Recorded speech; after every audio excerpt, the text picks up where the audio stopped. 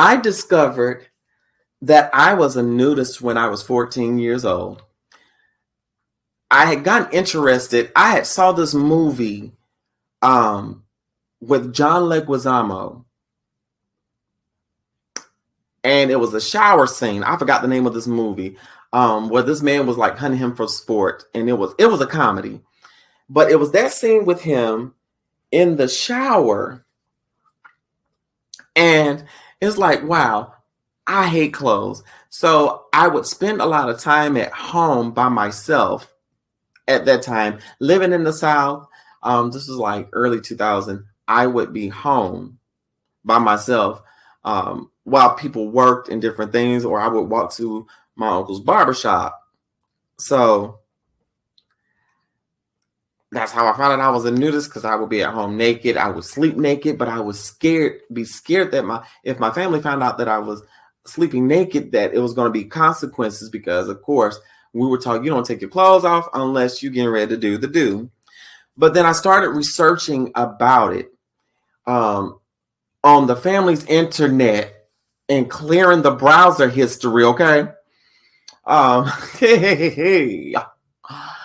I did my research and, figured out that I was a nudist, but I didn't do anything actively until actually in college, to where when I finally had a dorm room to myself, I would sleep naked, do all of the nudist things.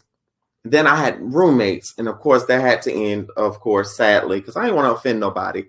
But not long after I graduated from college, I had the opportunity to go hang out and meet other nudists and naturists in my local area.